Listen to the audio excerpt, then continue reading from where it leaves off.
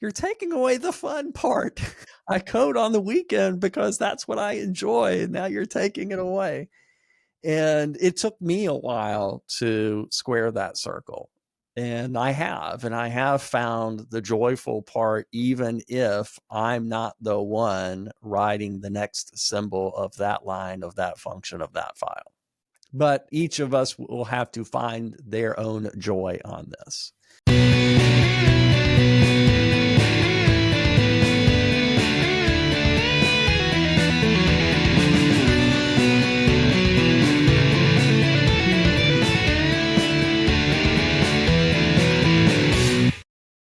Welcome, Paul. Today I want to talk about AI-assisted software engineering. So what's been your involvement in that? How have you used AI to assist in software engineering?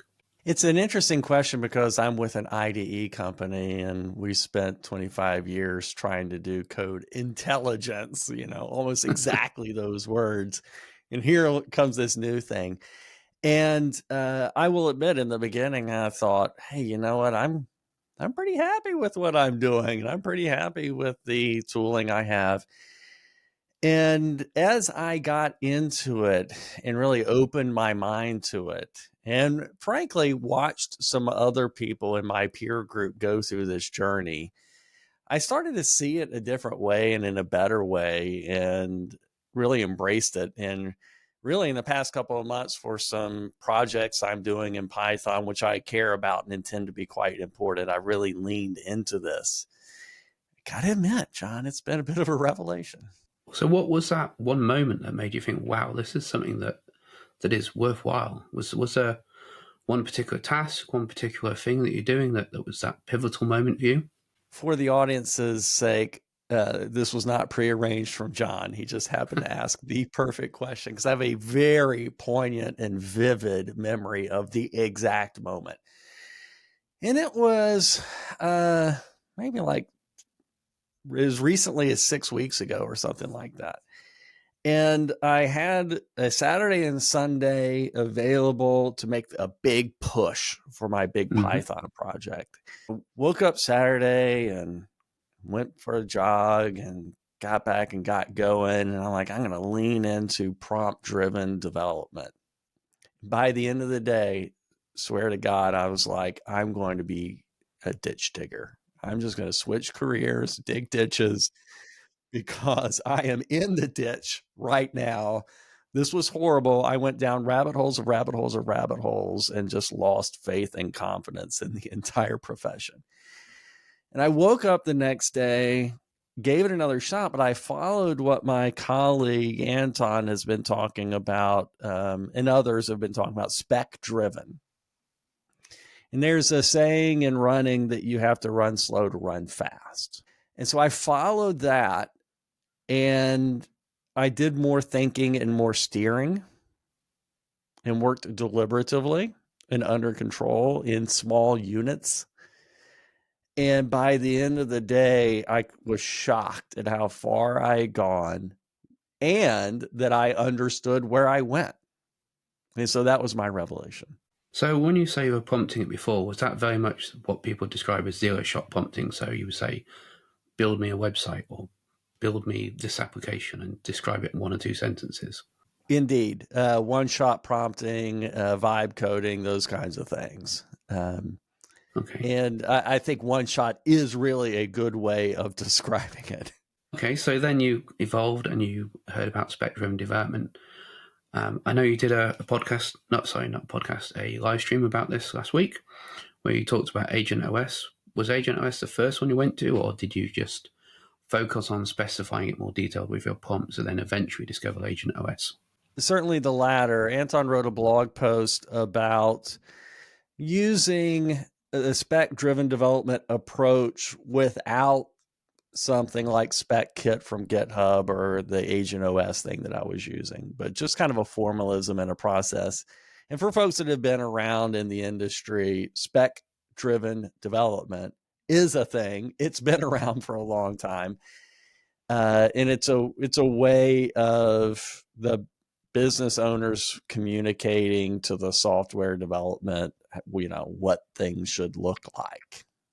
And there's been a realization recently, that's what we're talking about here. We want to formalize the way we instruct the agent in order for the agent to code it the way we would have coded it if we did it ourselves. And so Anton's blog post was just a set of kind of a 3-step process where you write a requirements document, and then you get the agent to write the specification, not you. And then once you're happy with the specification, you then get the agent to write the task list, and then you start telling the agent to start doing the tasks. But it's not one shot, like you said. Yeah, it's not just go build me the universe.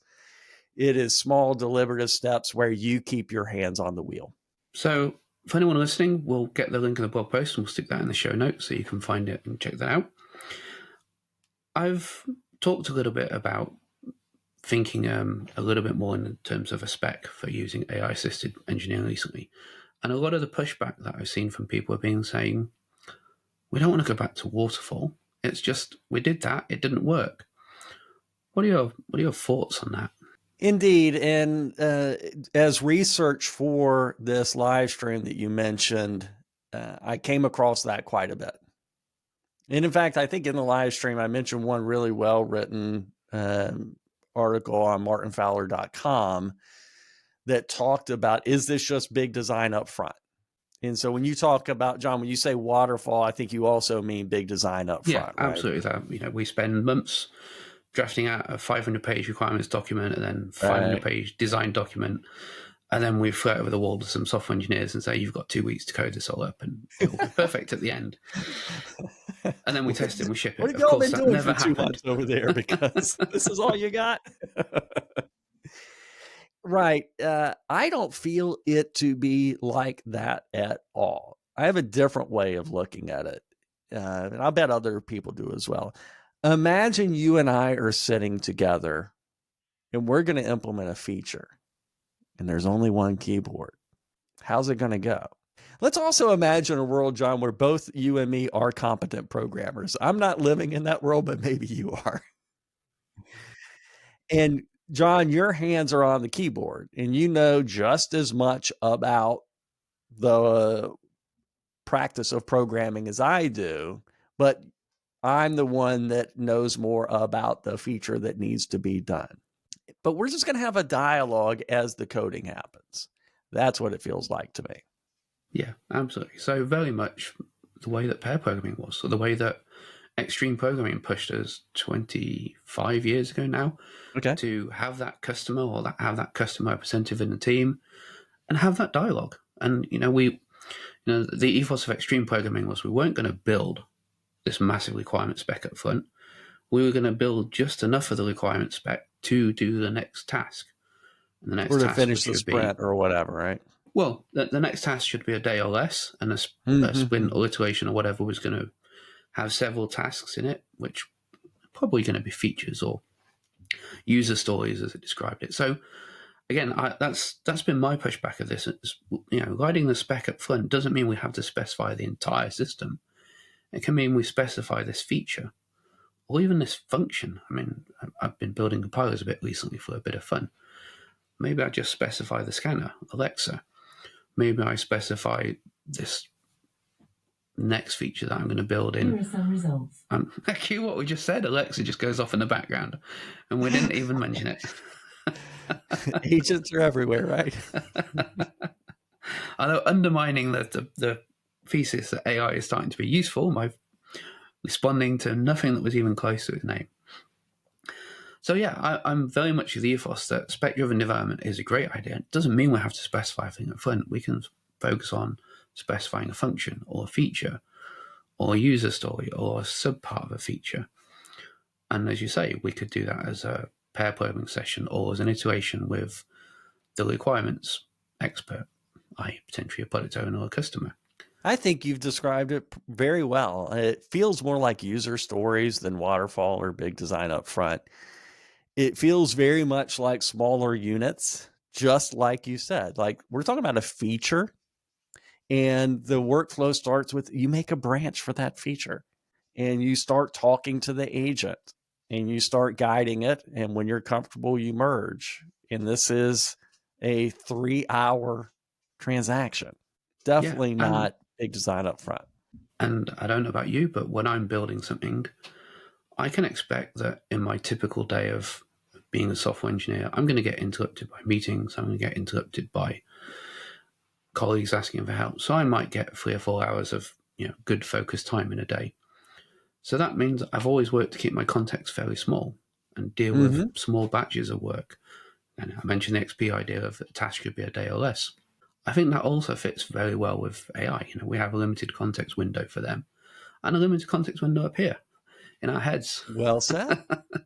That was mentioned in one of the talks I watched, was that the bloat of the context windows follows this curve, and in the middle of the curve, the context window gets all muddy. And it's just like us, isn't it? Yeah, absolutely. And we have plenty of evidence from Agile and from Lean, both within software engineering and outside, that working in small batches, working on small tasks, improves flow, improves our productivity, and makes it so much easier to, again, in a way, regain that flow. We get interrupted at things. You get a phone call, you get a colleague asks for something, you jump on a podcast. Having that much smaller batch of work gives you that, it's a lot easier to pick that context up again and get back to it and be productive.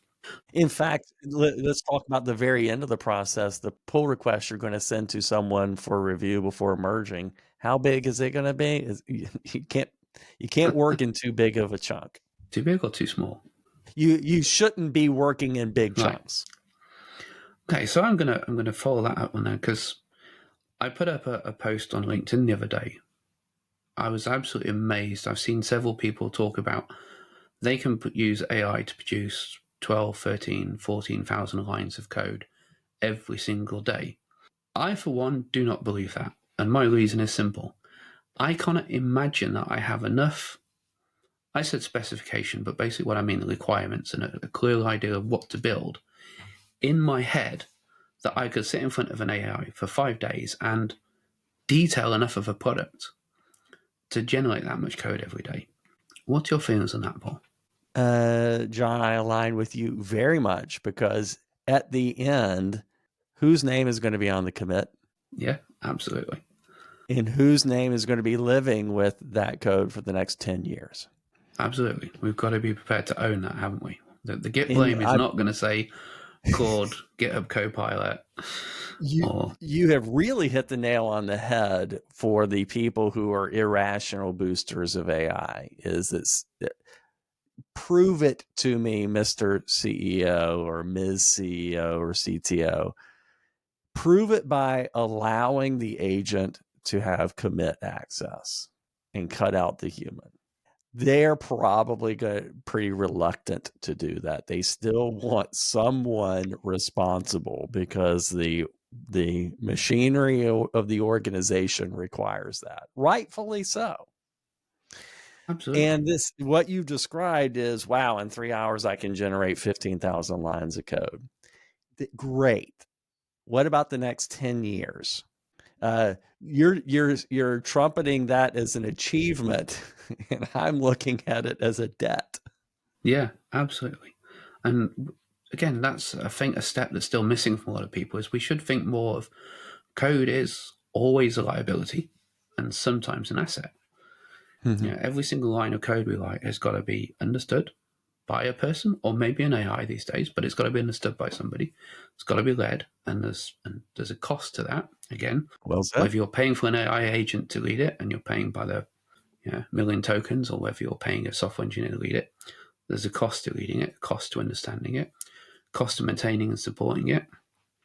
It's even a cost, no matter how small, to executing it. It takes energy. So every single redundant line of code is increasing your costs. It's building up a liability. Now, sometimes it's also an asset because it provides immense value. Again, you mentioned you work for an IDE company. Can we say JetBrains? Because I'm a big fan of JetBrains. Say JetBrains. Let's do it. Look, you work for JetBrains. Now, your code there, a lot of it, I hope, is an asset. You're a profitable business, to the best of my knowledge.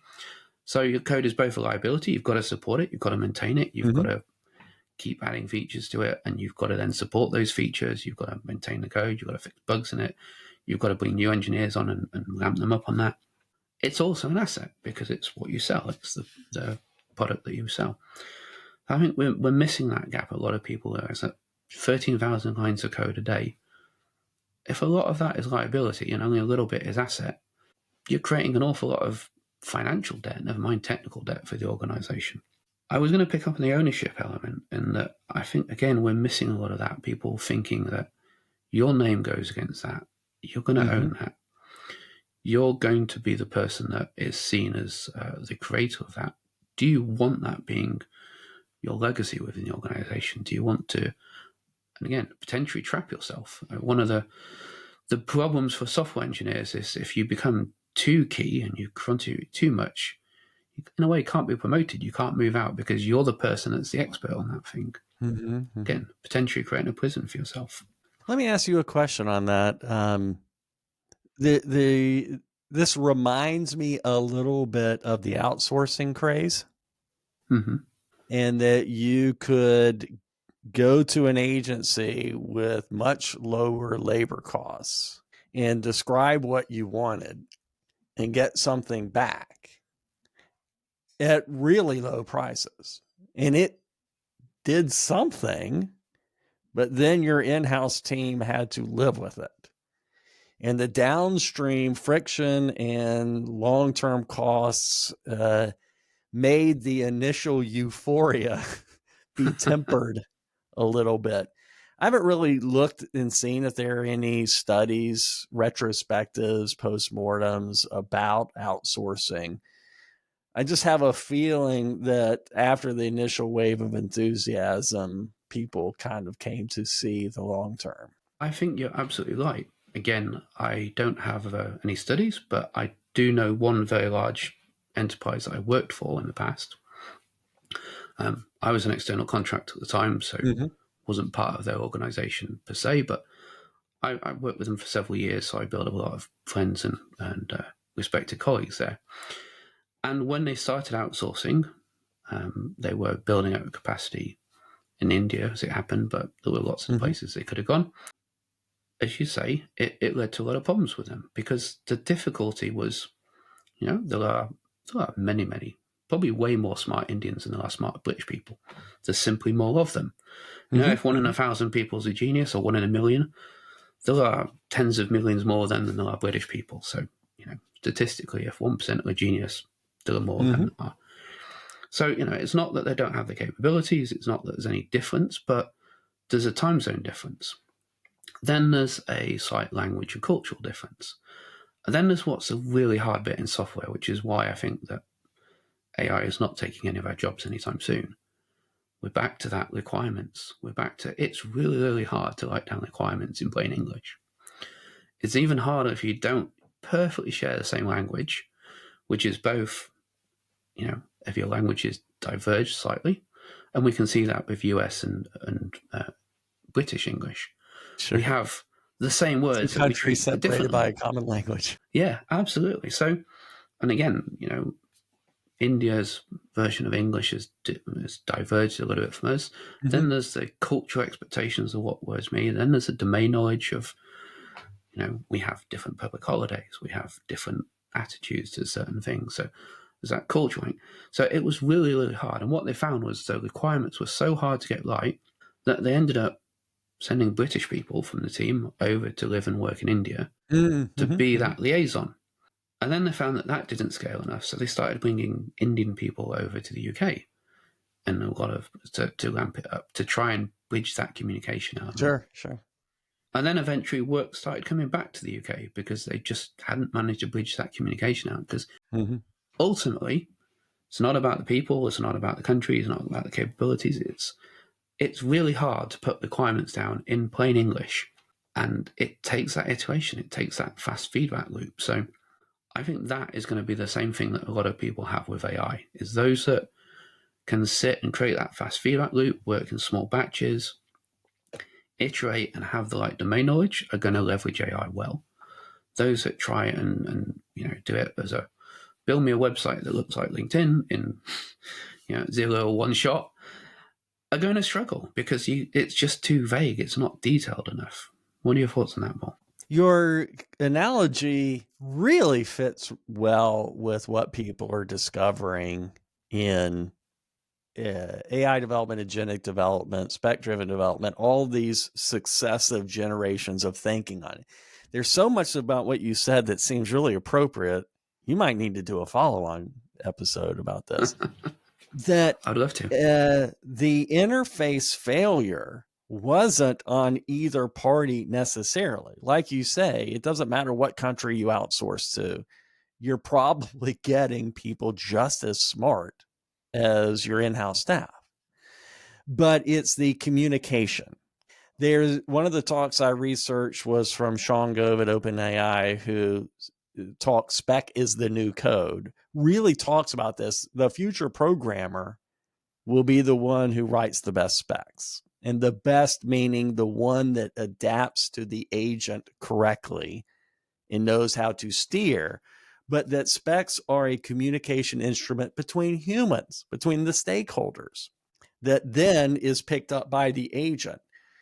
And this is subtle. The value proposition here is much more subtle than we think it is. And you talked about, okay, well, we will send someone from here to there. We'll send people from there to here. Sounds so much like what's happening right now with talking to agents. In spec-driven and with this Agent OS thing, you write the requirements, but you don't write the spec. You tell the agent to write the spec and you have a dialogue, and the agent comes back and says, you asked for this, but you forgot to ask for that. And you're like, oh my God, you're right. I should have thought of that. If you can adapt to that, you have a much better chance of getting it right the first time. As it turns out, this is also where a company like JetBrains and IDEs come in, is, as Trisha pointed out, the whole life cycle here of getting to production and staying has all of these software engineering factors and organizational policies and all the things the human needs to do with these 12,000 lines that just got generated in 30 minutes. We need to speed up the humans. We need tooling like high-end IDEs that have been processing changes for 25 years. Absolutely. And I was talking to a gentleman called Owen Lewis on the podcast a couple of days ago, which hasn't been aired yet. Mm-hmm. We'll have by the time this goes out. One of the things we talked about is everybody is promoting AI as being a tool for generating code. There's a lot of other, and there's a few that are using it for code review. Mm-hmm. Mm-hmm.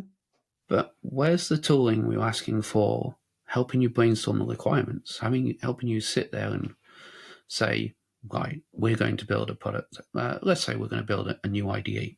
Cool. Well, what are the requirements for an IDE? So an AI could potentially brainstorm the outline of those. There's some basic ones we know we're going to need, like we need to be able to open files, read files, and edit them, and so on.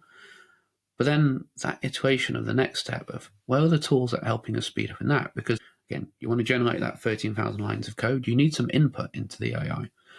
So why aren't we thinking about the upstream bottlenecks of that, of what does the product do? Maybe we want to build a new network protocol. So where are the AI tools that are helping us evolve that and say, okay, cool, you're going to build a network protocol. What is this protocol going to solve? What trade-offs do you want to make between latency and reliability? Or, it's all these other bottlenecks. Is, I think you alluded to there, Tricia, I think you mentioned deployment. So where are the AI agents that we're talking about? How do we streamline the deployment? Or how do we spot security vulnerabilities? Absolutely. Strikes me as a lot of other places we could be leveraging these tools that we're not really discussing at the moment. As it turns out, John, you're on a billion pound idea, $1 billion, billion euro idea. JetBrains was at TechCrunch a few weeks ago in Silicon Valley with all the startups. And one of the things being preached was really specialized domain-specific agents that take really detailed knowledge about real estate or the law or whatever. And in what you just said, you were talking about Upstream and really getting better at soliciting requirements and writing down and managing the upkeep of requirements. But also downstream, as you mentioned, production things and security vulnerabilities. This specialization of agents will be a next big thing. The Agent OS thing that I was looking at has specialized agents for various parts of the process, and you can extend it with your own specialized agents. And that's where you as a developer or your team or your organization can write down its long-term decisions. But there's a chance in the future for what you describe is like pull request reviews or things that are pretty specific to get them from a marketplace or to write them yourself as a way for getting back to the outsourcing thing, for a way to get better at how we get to where we want to go. On a spec-driven evolution, there are a few people looking at this in a bigger scope, as you say, with things like Agent OS and GitHubs. A couple of people I've talked to about this have looked a little bit blank when I say, well, how does this scale to a team? How do you see this fitting together with the team? Are you going to put the specs? Are you going to put the requirements in a common format and store them in your repo? What point do we integrate? Have you got any thoughts on that? Or is JetBrains having a view on that and taking an opinionated approach to building some product around it? As it turns out, at reInvent next week, our booth is organized around some of the ideas that you just described. But that since your audience won't all be there at the booth watching the demo that I'll give, I'll instead point them at, in this case, Agent OS. And I just want to say, I mean, it isn't that I'm advocating Agent OS. It's just a set of ideas that I think are an exemplar of lots of thinking we're about to see. And Brian Castle, the guy behind Agent OS, talks about the 3-layer context. And the idea of the 3-layer context is your organization has a bunch of standards. I put standards in quotes. And these are decisions that apply to everything. And these standards then lead to specialized agents that fulfill parts of the standards. But then a project can have standards, and then a feature can have standards or specifications. And this is a way to try and tackle what you're talking about, the scalability of steering the agent. All right, okay. I need to have a more deeper dig into Agent OS. Yeah. So it looks very he makes interesting. a lot of videos that are really good for the civilians like me.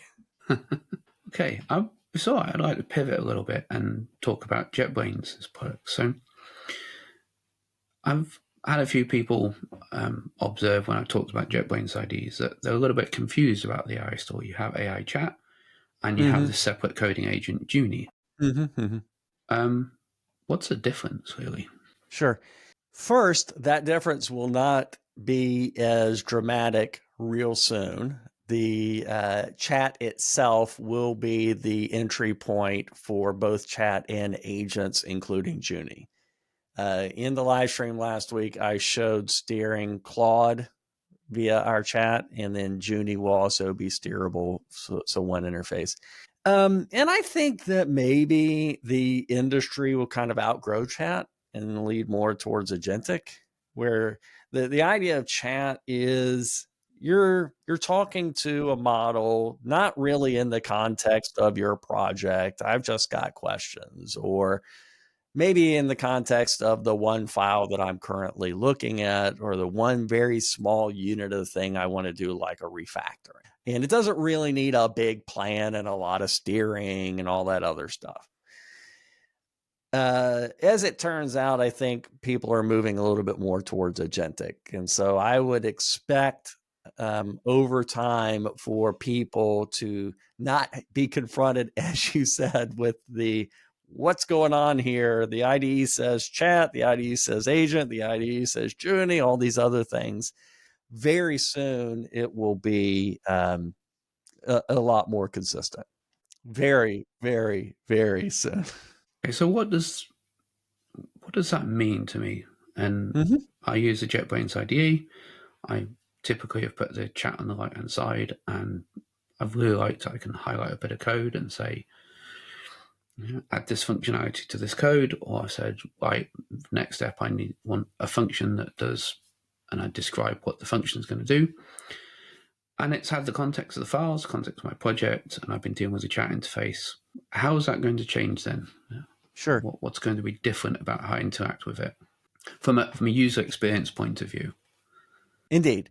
I will trace it back to our vision of what we're trying to do with AI is imagine, unfortunately for the podcast, they can't see it, but my hands are up. Imagine this progression from people who want absolutely no AI to people who want the maximum AI. And there should be little metro stops along the way. Go as far as you want to go with AI and then get off the train. And the people who are perfectly happy doing all of the steering and all the coding should have the best possible tool in the world. And we are a recognized brand for the best possible coding tool. And we got to fulfill that and just make sure we stay true to that, because that's actually the secret to us being successful longer term in the train ride.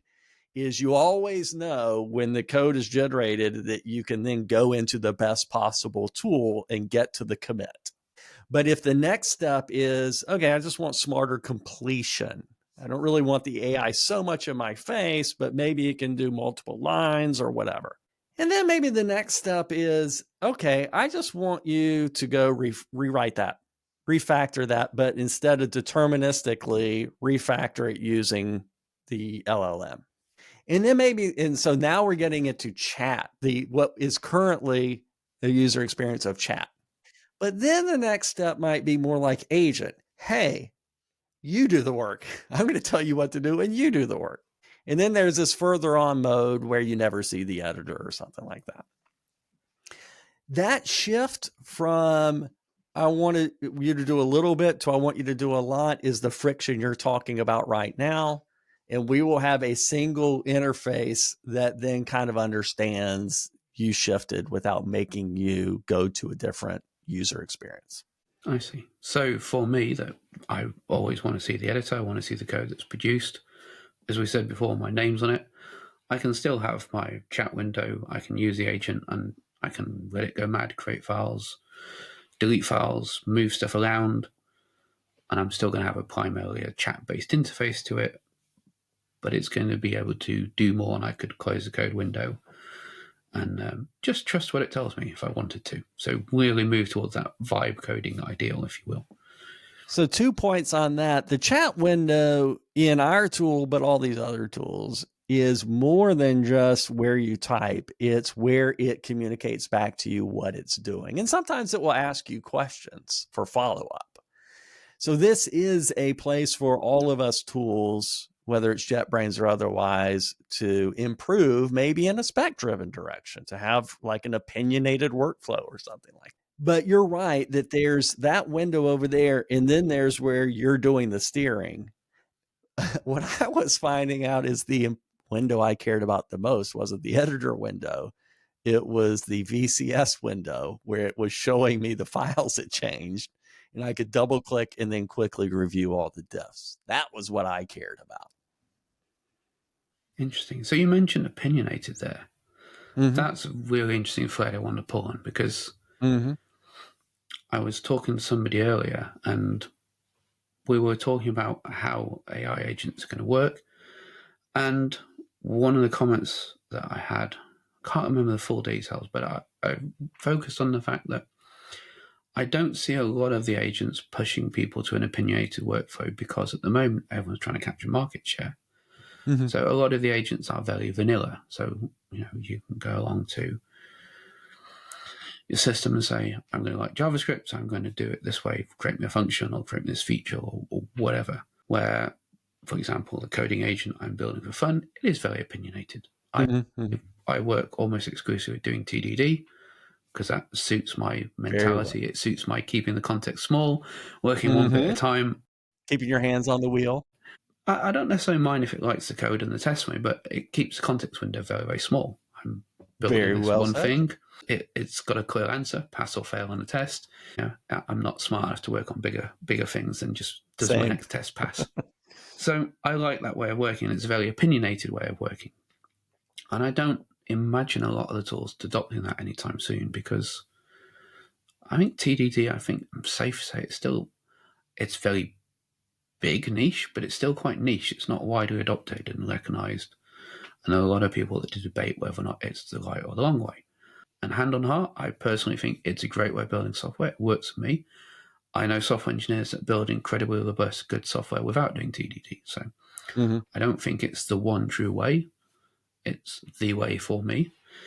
So do you see that these tools becoming opinionated? Do you imagine that JetBrains might build an opinionated tool that's, thou shalt do TDD with this tool, or you'll crash into the locks and the tool will be fighting you? Do you see that as an opinionated approach in the future, or maybe it's next time some future version of Junior I come to and it says, which opinionated version do you want? What can you imagine the future might be in that respect? It wouldn't be our style to bake in one opinionated way. I suspect that's the same for all vendors. Over the years, there's TDD, there's BDD, there's lots of different methodologies, rational, unified process, all these different kinds of. Showing our age there with rational. Yeah, right. Yeah. Sorry. And tools then have like modes for how they adapt to the latest thinking on it. Maybe that there are ways to write plugins that are a way to kind of visualize the workflow processes, like Agent OS has this multi-step process, and it could provide a little bit more UX on the steering and stuff like that. And maybe, there's this agent communication protocol, ACP, that is a way for editors and agents to talk to each other and pass control in both directions, where the agent can say, go prompt for this, or go show this file, or show this diff, or something like that. So there may be a separation of concerns in the future that is pretty rich on this. I hope that there is a room for many flowers to bloom. We don't know yet how this is going to work out. I find it pretty intellectually interesting, and I'm looking forward to the journey. Likewise. Okay. Final thing that I wanted to ask you then, Paul. Do you have, say, 3 tips for AI-assisted software engineering and how people can get the most of it? I will give as the first answer, the answer I give on everything in life: joy. Stay with joy. Open your mind and find the path in that works for you. I was talking with one of my colleagues, Brent from PHP, and he does a lot of open source development also. And he and I were like, you're taking away the fun part. I code on the weekend because that's what I enjoy, and now you're taking it away. And it took me a while to square that circle. And I have found the joyful part, even if I'm not the one writing the next symbol of that line, of that function, of that file. But it is, each of us will have to find their own joy on this. And it's okay if you can't, because you were a great programmer yesterday, and you can keep doing that, and that's still really valuable. I'd say the second one is, I think you might have led with it in this conversation: work in small units. Work in really small units, so that at the end, it's as if you wrote the code yourself. You know where the bodies are buried because you buried them. Wonderfully put. Thank you. Yeah. And then third, just let's all have a lot of humility. Let's understand that we don't even know what we don't know completely yet. And I know that there are mega trillion-dollar companies trying to claim they have figured everything out. Let's resist the temptation to believe in silver bullets. Let's have skepticism, let's have optimism leavened with skepticism. Let's not be cynics, but let's be appropriately questioning. Yeah, absolutely. And that will allow us to have our role in this. I don't believe that this is the end of programmers at all. There are so many tasks that programmers would love something else to do. If you could snap your fingers tomorrow and one half of your bug reports got closed, you'd love that. That's not joyful, is it? No, absolutely not. A lot of janitorial work. On that note, I'll leave you one final question, Paul. Have you ever worked for a company that went, if we had an extra 100 software engineers, we couldn't think of anything for them to do? Indeed. So, That is a great framing. if AI makes us all more productive, good companies are always going to have way more work, way more things they can build. Even if we're not writing the code, we can be doing the requirements. We can be driving it through that spec-driven development. We can be figuring out how we deploy it, how we support it, what the runbook looks like, and so on. So good companies are always going to have more projects and never enough people. So the role might evolve. The demand for us to do that problem solving and to build software, however we end up building it, whatever tools we use, I can't see that going away. If I may give you the cynical inverse of your statement, Sure. you said good companies. Bad companies will fire their developers and blame AI. Absolutely. But again, that's the circle of life, isn't it? Go back and look at books like Good to Great. Most of those companies that were championed as being great companies don't exist anymore. They got replaced. New companies came up. That's a good point. It's a natural life cycle of companies. Companies get big. They get that bureaucracy. They become slow and unresponsive. They get complacent. They get some level of monopoly. And then technology or the world changes and they evolve. The internet companies that started the internet don't exist anymore. Well said. Like you said, this is the potential for a great multiplier, not a great divider. Yeah, absolutely. On that positive note, should we laugh on the pod? All right. Thank you. All right. Thank you, Paul. It's been a pleasure having you on. Pleasure talking about this. We're all learning, and I learned during this podcast. Awesome. I hope you enjoyed that episode of Coding Chats. If you did, please like and subscribe. And feel free to check out these other videos on a similar topic.